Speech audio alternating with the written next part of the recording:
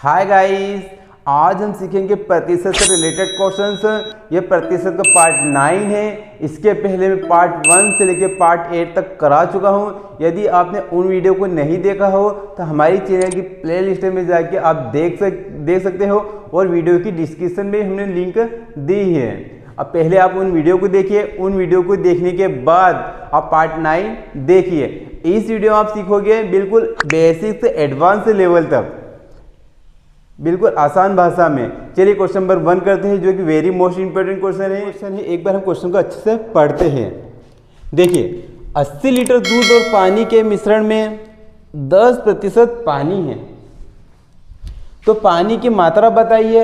हमें क्या बताना है? पानी की मात्रा है। हमें पता है कि प्योर दूध तो कोई भी नहीं देता है, थोड़ा ना थोड़ा पानी मिलाते ही है। तो 80 लीटर का दूध और पानी का मिश्रण है, तो हम लिखते हैं दूध और पानी का मिश्रण कितना है? 80 लीटर। पानी की मात्रा कितनी है? 10 लीटर। तो हम लिखते हैं कि पानी की मात्रा 10%। ठीक है, अब हम क्या करते हैं? 80 का 10% निकालते हैं। ठीक है, प्रतिशत मतलब क्या है? होता है बटे में 100। ये जीरो से ये जीरो कट गई, ये जीरो से ये जीरो कट गई। अब हमारे पास क्या बचा है? 8 लीटर। तो ये 8 लीटर क्या निकला हमारे पास? पानी। कि जो 80 लीटर का मिश्रण था दूध और पानी का, जिसमें 8 लीटर पानी है। ठीक है, आई बात समझ में? लगाइए ठीक, ऑप्शन नंबर ए। अब क्वेश्चन नंबर 2 करते हैं।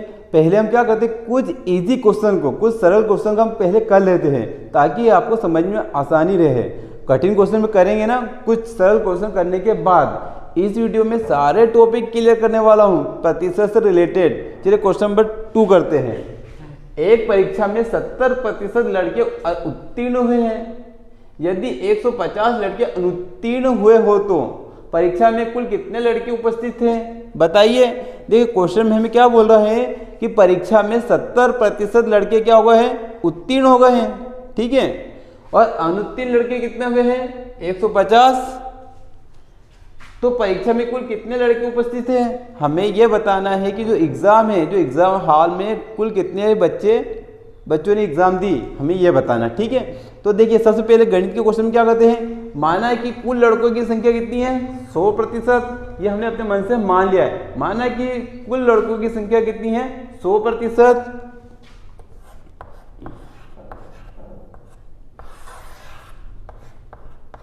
ठीक है, माना है कि कुल लड़कों की संख्या कितनी है? 100%, जिसमें से कितने प्रतिशत पास हुए हैं?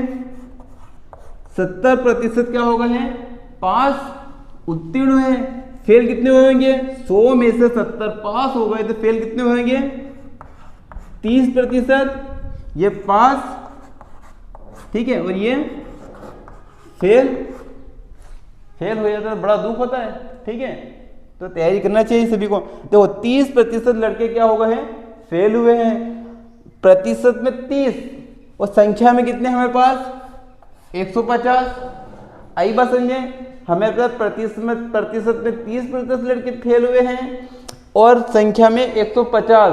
तो देखिए ये हमने लिखा कितना? 150। वही 30 क्या होगा इसके? बटे में। ठीक है, और एक बात आपको ध्यान रखना है, हमें जब संख्या बताना हो तो गुणा का चिन्ह और 100 करेंगे। आई बात समझ में? जब हमें कोई संख्या बताना हो तो हम तब क्या करते हैं कि गुणित 100 करते हैं। आई बात समझ में? यदि हमें प्रतिशत बताना हो, ये बता दें कितने प्रतिशत पानी है, यदि हम प्रतिशत बताना हो तो बटे में 100 आएगा। एक बार और समझ लीजिए, यदि हमसे पूछा जाए कि लड़कों की संख्या बताना है, यहाँ लड़कों की संख्या बताना है, तो हम क्या करेंगे? गुणित 100 करेंगे, है ना।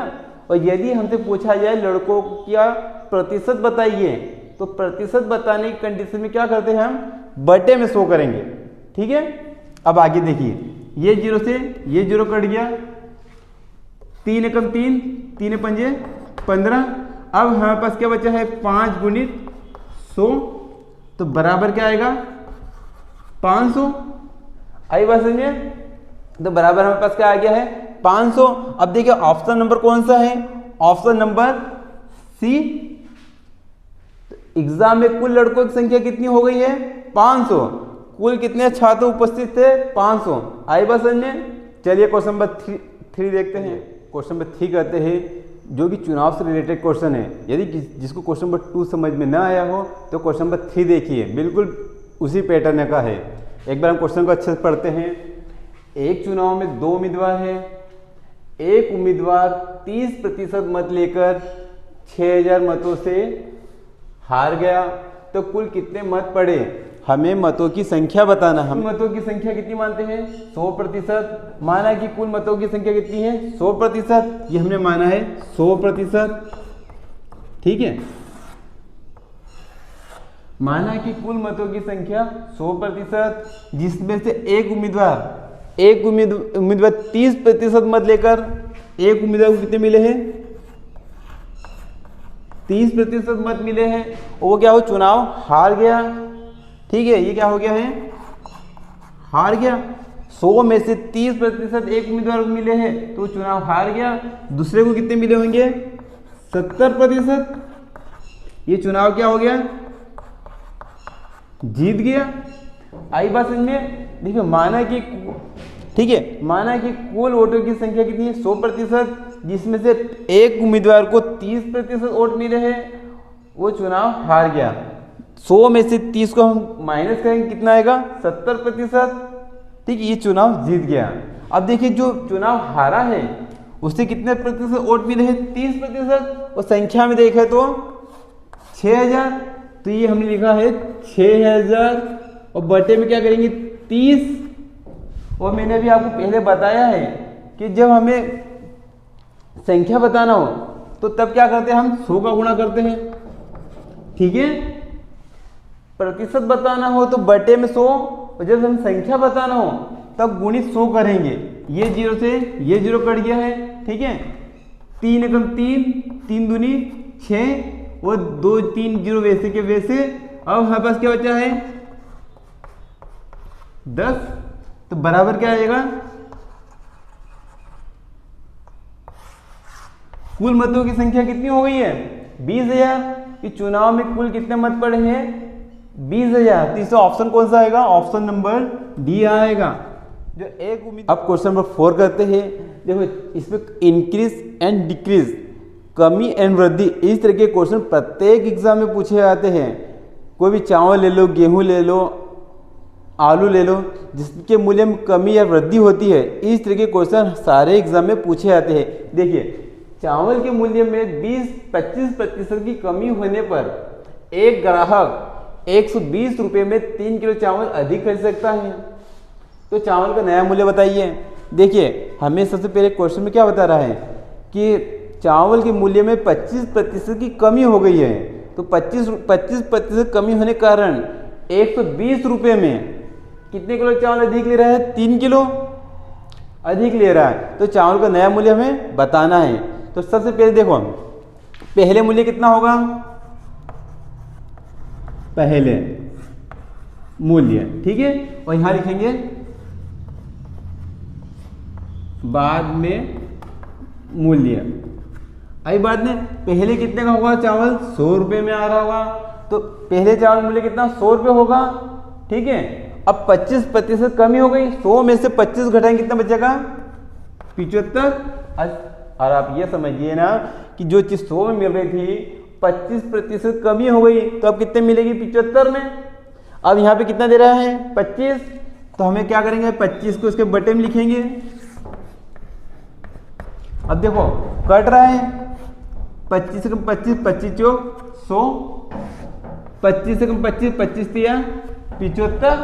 आई बात समझिए। अब देखो, हमारे पास सेलिंग प्राइस क्या आ गई है? सेलिंग प्राइस है 4:3 का आ गई है। ठीक है, पर हम क्या करते हैं? इसको कॉस्ट ऑफ प्राइस में सॉल्व करेंगे।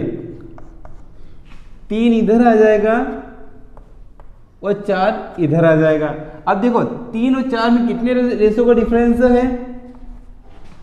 कितने रेशो का डिफरेंस है? 3 और 4 में कितने रेशो का डिफरेंस है? 1 रेशो का डिफरेंस है, मतलब 1 का अंतर है। 1 रेशो का डिफरेंस है। 1 रेशो का डिफरेंस होने के कारण कितने किलो चावल अधिक मिल रहे हैं? 3 किलो चावल अधिक मिल रहे हैं। तो बराबर हम क्या करेंगे? 3 kg देखो आई बात समझिए, एक रेशो के डिफरेंस होने के कारण कितने किलो चावल अधिक मिल रहे हैं, 3 किलो अधिक मिल रहे हैं, तो बराबर हम 3 कर रहा है। अब देखो 3 यहाँ पे है ना, इसे 3 का गुणा हम 3 का गुणा हम यहाँ पे भी करेंगे और 3 का गुणा हम यहाँ पे भी करेंगे। 3 में 3 का गुणा करेंगे कितना आएगा, 9 आएगा। 4 का फाड़ा 3 वाले कितना आएगा, 12 आएगा। आई बात समझ में। अब कितने रुपए लेके गया था वो, 120 रुपए लेके गया था। 120 बटे 9 करेंगे, यहाँ पे देखिए 120 बटे क्या करेंगे, 12 करेंगे। अब देखिए 12 एकम 12, 12 एकम 12, ये 0 बेसिक वैसे, तो चावल का नया मूल्य कितना आ गया, 10 रुपए पर केजी। 1 किलो चावल की कीमत कितनी आएगी, 10 रुपए। पहले कितनी थी, 25% कमी नहीं हुई थी, उसके पहले उसका मूल्य कितना था वो भी देख लीजिए। देखो 3 तिया 9, 3 चौक 12 और 0 बेसिक वैसे। अब हमारे पास क्या बचा है, 40 बटे 3, 3 एकम 3, 3 एकम 3, एक और बच गया है ना, एक और बच कितना, 3 तिया 9। अब 10 में से 9 जाएंगे, बचेगा 1, यहाँ पे आएगा दशमलव, तो कितना है 10, 3 तिया 9, 3 तिया 9। पहले चावल की कीमत 13 रुपये 33 पैसे थी, 25% की कमी होने के कारण अब चावल का नया मूल्य कितना आ गया, 10 रुपये पर केजी आ गया है। आई बात समझ में। अब इसका शॉर्टकट ट्रिक भी देख लीजिए, है ना, ये इसकी शॉर्टकट ट्रिक देख लीजिए। 120 रुपये लेके गया आदमी, कितने किलो चावल ज्यादा ला रहा है, 3 केजी। जो ग्राहक था 120 रुपये लेके गया और चावल कितने ज्यादा लेके आ गया, 3 किलो। कितने प्रतिशत का उसको, कितने प्रतिशत की कमी हुई है, 25% की। तो हम यहाँ पे क्या करते हैं, गुणित 25%, प्रतिशत मतलब क्या होता है, बटे में 100। ये 0 से ये 0 कट गया, ठीक है।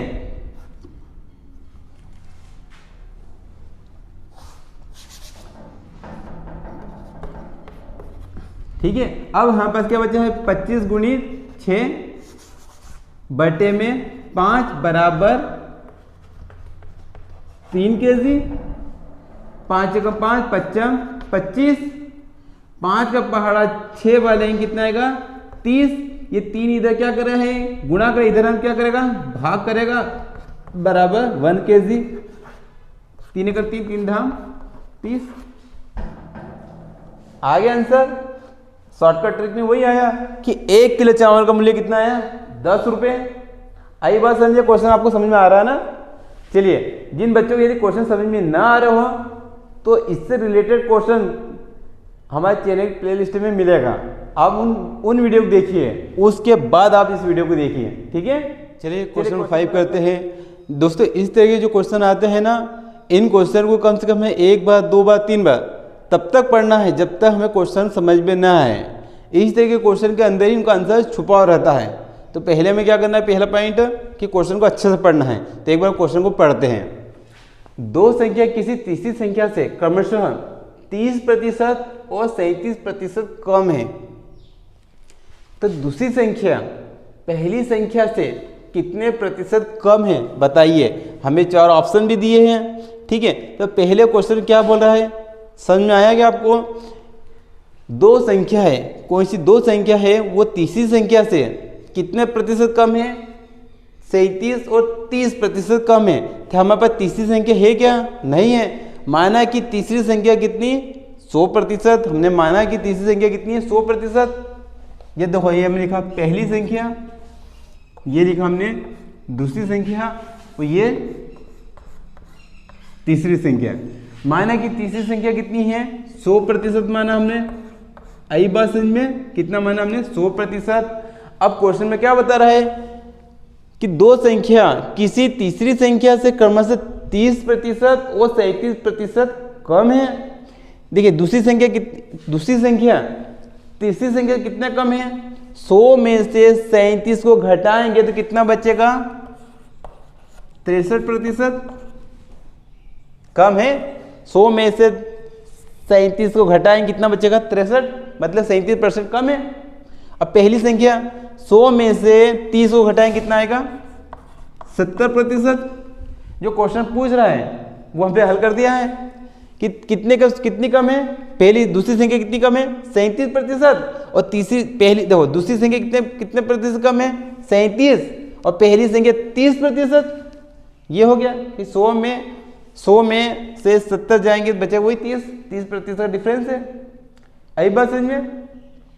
अब आगे अब देखो तो दूसरी संख्या पहली संख्या से कितने प्रतिशत कम है हमें ये बताना है। देखिए 70 और 63 में कितने का 7% का डिफरेंस है ना? कितने प्रतिशत डिफरेंस है 7% का। आई बात समझ में? अब देखिए किससे पहली संख्या से कितने प्रतिशत कम है, तो देखो हमसे क्या पूछा कि दूसरी संख्या पहली संख्या से कितने प्रतिशत कम है, पहली से पूछ रहा है तो पहली को हम क्या करेंगे बटे में लिखेंगे या गुणित 100 करेंगे। ये 0 से ये 0 कट गया, ये 7 से ये 7 कट गया, बराबर कितना आएगा 10% कम है। पहली संख्या से दूसरी संख्या कितने प्रतिशत कम है 10% कम है। आई बात समझ में आपको? चलिए टिक लगाइए, कौन सा इसमें आएगा ऑप्शन सी। ओके आई ना समझ में आपको कुछ बात? चलिए क्वेश्चन नंबर 6 से करते हैं जो कि सैलरी से रिलेटेड क्वेश्चन है। ठीक है, सभी के काम का है। एक व्यक्ति की मासिक आय 12,000 रुपये है, मतलब कि जो उसकी मंथली इनकम कितनी है 12,000 पर महीना कमाता है वो। उसकी मासिक आय में 25% की वृद्धि हो जाए तो उसकी नई मासिक आय क्या होगी बताइए। देखिए क्वेश्चन में हमें क्या बता रहा है कि किसी व्यक्ति की मासिक आय 12,000 पर महीना कमाता है वो, यदि उसमें 25% की वृद्धि हो जाए तो अब उसका नया मासिक आय क्या होगी ये बताना हमें। तो हम ऑप्शन भी दिए 15,000, 10,000, 17,000 और 18,000। ठीक है, ये हमें ऑप्शन दिए बताना है, जिससे हम बताने क्या आएगा। देखिए मासिक आय कितनी उसकी 12,000 रुपये है। ठीक है, उसकी मासिक आय कितनी 12,000 रुपये, और कितने प्रतिशत की वृद्धि हो रही है वृद्धि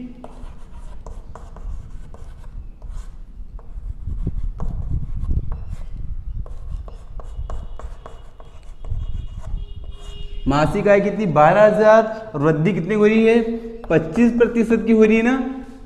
ठीक है, तो हम क्या करेंगे कि 12,000 का पहले 25% निकाल लेते हैं। ठीक है, देखिए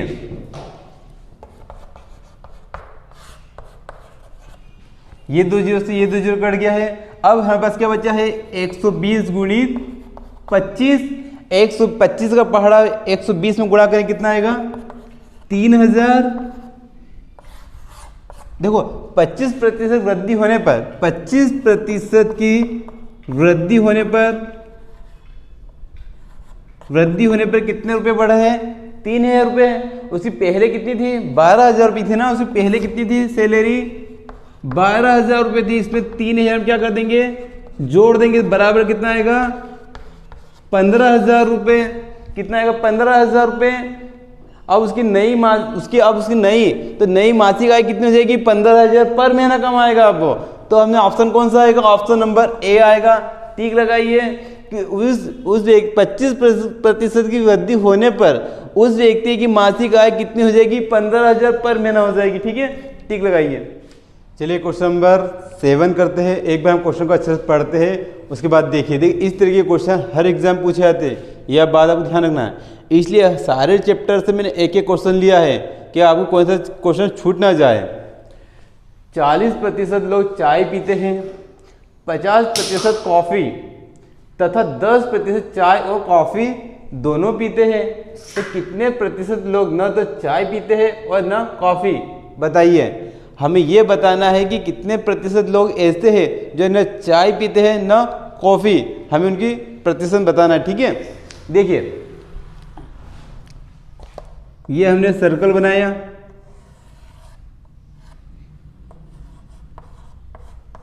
देखिए चाय पीने की संख्या कितनी है 40%, क्या बोला कि 40% लोग चाय पीते हैं। ये हमने सर्कल बनाया, इसके अंदर लिखा है 40% लोग क्या कहते हैं, चाय पीते हैं। अब देखिए 50% क्या करते हैं, कॉफ़ी, और 10% ऐसे लोग हैं वो चाय भी पीते हैं और कॉफ़ी भी, जो दे दो वो भी लेते हैं। ठीक है,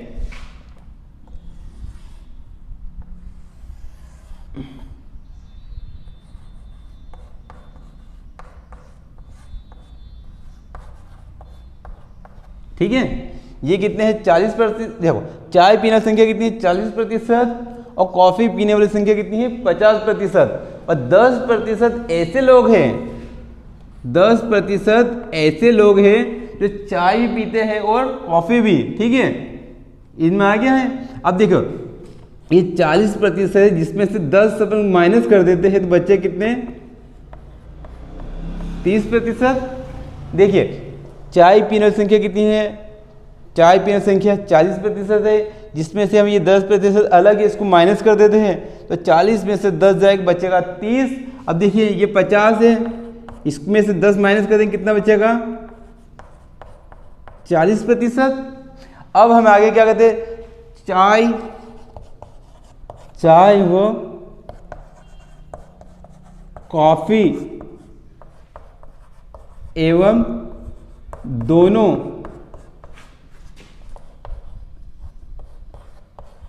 पीने वालों की संख्या।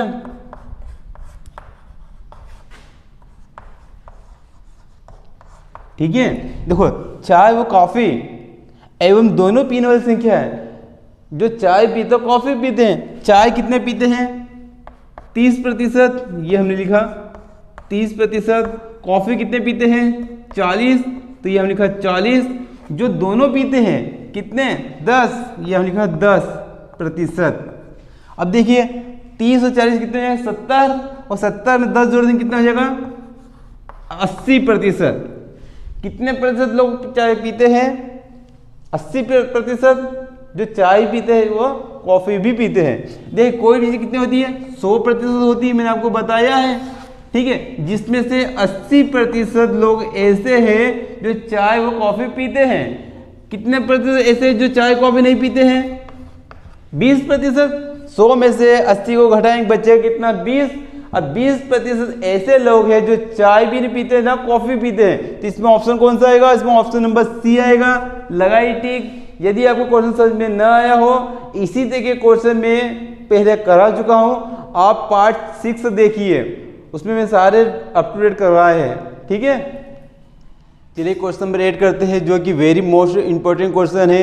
एक बार हम क्वेश्चन को अच्छे से पढ़ते हैं, उसके बाद उसको हम सोल्व करते हैं। एक छात्रावास में 600 लड़के हैं। ठीक है, एक छात्रावास है, उसमें कुल लड़कों की संख्या कितनी है, 600 है। इनमें से प्रत्येक लड़का क्रिकेट अथवा फुटबॉल अथवा दोनों खेल खेलता है। देखिए छात्रावास में 600 लड़के हैं, वो क्या करते हैं, कोई क्रिकेट खेलता है या कोई हॉकी खेलता है, या फिर ऐसे भी बच्चे हैं जो दोनों खेल खेलते हैं। ठीक है, यदि 75% लड़के क्रिकेट तथा 45% लड़के हॉकी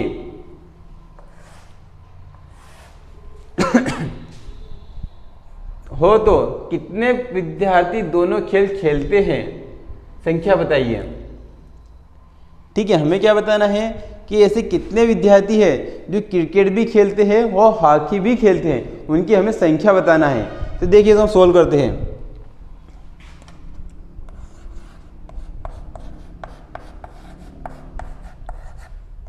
छात्रावास में कुल लड़कों की संख्या कितनी है, 600 है। ठीक है, ये देखिए छात्रावास में कुल लड़कों की संख्या कितनी है, 600 है। जिसमें से देखो, जिसमें से 75% लड़के क्रिकेट खेलते हैं। कितने प्रतिशत लड़के क्रिकेट खेलते हैं,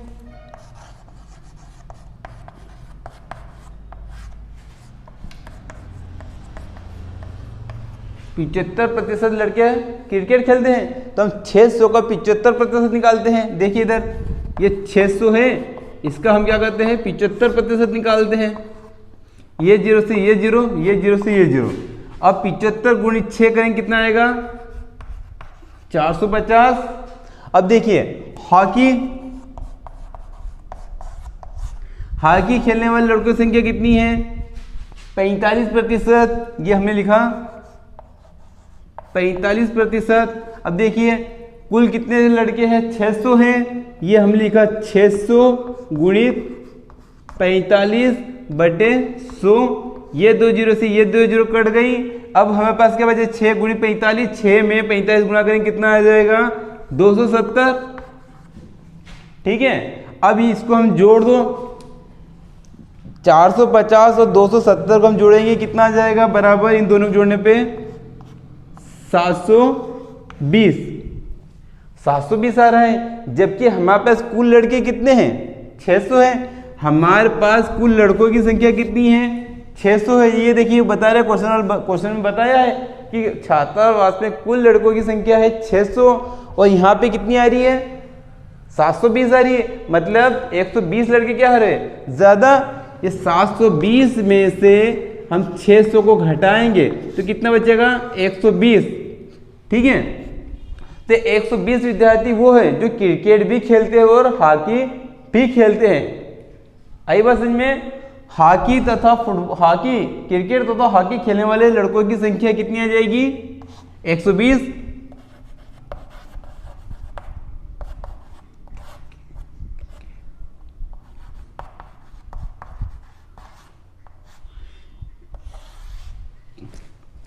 क्रिकेट व हॉकी खेलने वाले लड़कों की संख्या 120। ऑप्शन नंबर डी, टिक लगाइए। ठीक है, आई बात समझ में? चलिए क्वेश्चन नंबर 9 करते हैं, जो कि वेरी मोस्ट इंपॉर्टेंट क्वेश्चन है, वो सबसे सरल क्वेश्चन है। ठीक है, एक फ्रिज की कीमत 28,000 रुपये है। यदि दीपावली के अवसर पर फ्रिज की कीमत में 20% की कमी हो जाती है तो फ्रिज का नया मूल्य बताइए क्या है? देखिए फ्रिज की कीमत कितनी है? 28,000 रुपये है और दीपावली टाइम पे 20% का डिस्काउंट मिलता है या 20% कमी हो जाती है तो फ्रिज का नया मूल्य हमें बताना है। देखिए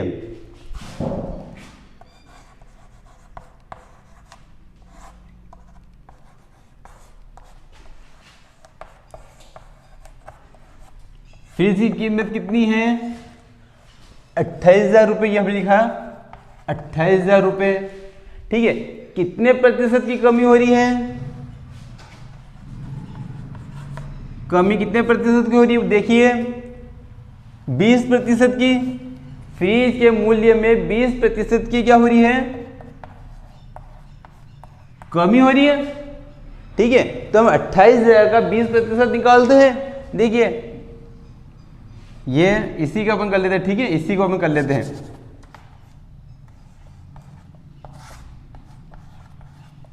आई बात समझ में? देखिए ये 2 जीरो से ये 2 जीरो कट गया। अब हमारे पास क्या बचा है? 280। 280 गुणित 20, 280 में 20 का गुणा करें कितना आएगा? 5,600 रुपये। देखिए कितने की कमी हो गई है? कमी फ्रिज के मूल्य में कितने की कमी हो गई है? 5,600 रुपये की कमी हो गई है। अब देखिए यहाँ पे फ्रिज का मूल्य कितना है? 28,000 रुपये है ना। फ्रिज का मूल्य कितना है? 28,000 रुपये है। 20% की कमी कितनी निकली? 5,600। इसमें से हम 5,600 को माइनस करते हैं तो 28,000 में 5,600 घटाएंगे कितना आएगा? 22,400 रुपये आएगा। तो देखिए कौन सा ऑप्शन है? ऑप्शन नंबर बी, टिक लगाइए। आई बात समझ में? बहुत इजी क्वेश्चन है, एक बार में आपको समझ में आ जाएगा। ठीक है, इसमें ऑप्शन नंबर बी टिक लगाइए। 10 जो कि वेरी मोस्ट इंपॉर्टेंट क्वेश्चन है, एक बार हम इसे अच्छे से पढ़ते हैं। किसी नगर की वर्तमान जनसंख्या 2000 है। कितनी जनसंख्या है? 2000 है। यदि इनमें 10% वार्षिक, देखो शब्दों का ध्यान रखो, वार्षिक बोल रहा है ना, वार्षिक दर से वृद्धि हो रही है तो 2 वर्ष बाद नगर की जनसंख्या क्या होगी बताइए। गणित में हमें शब्दों पर ध्यान देना है, शब्द एक एक शब्द से पूरा सवाल चेंज हो जाता है। आई बात समझ में? देखिए वो बोल रहा है वार्षिक, वार्षिक उसका कहने का मतलब ये है कि पहले आप क्या करें, 2000 का 10% निकालिए, फिर जो 10% निकलेगा उसको 2000 में प्लस करिए, फिर दूसरे साल जब जनगणना करोगे आप निकालोगे 10%, तो इसी पे निकालना। देखिए आपको बता दें, नगर की जनसंख्या कितनी है, नगर की जनसंख्या कितनी है 2000, ठीक है, नगर की जनसंख्या कितनी है 2000 हमने लिखा, और 10% वार्षिक, तो पहले वर्ष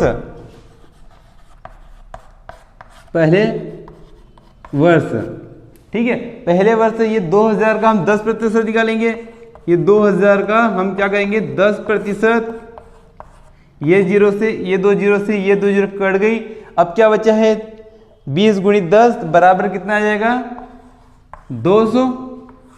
अब 2000 में 200 जोड़ेंगे कितना आ जाएगा 2200। पहले वर्ष जनसंख्या कितनी हो गई है 2200, पहले वर्ष जनसंख्या कितनी हो गई है 2200। आई बात समझ में, ठीक है। अब हम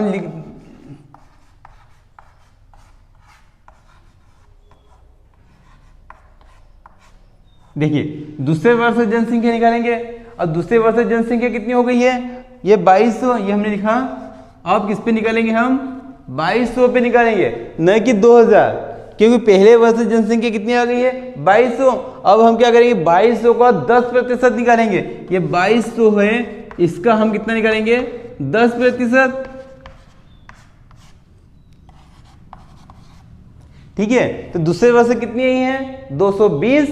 अब 2200 और 220 को हम क्या करेंगे 2200 और 220 को हम जोड़ेंगे तो बराबर कितना आएगा 2420।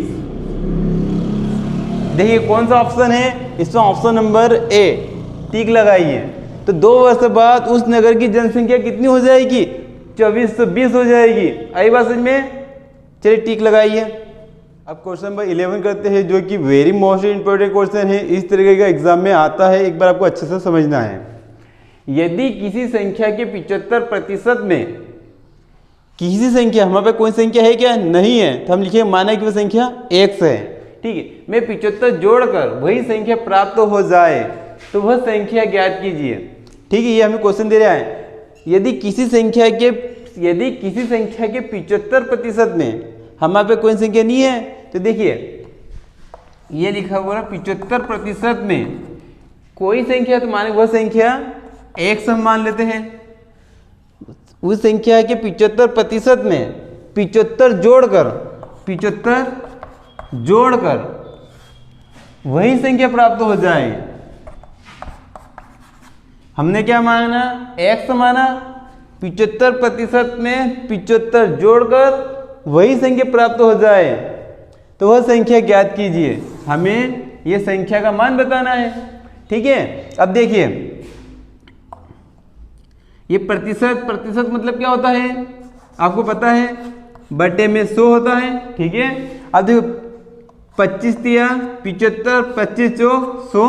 अब हमारे पास क्या बचा x धन 3/4 धन 75 बराबर x।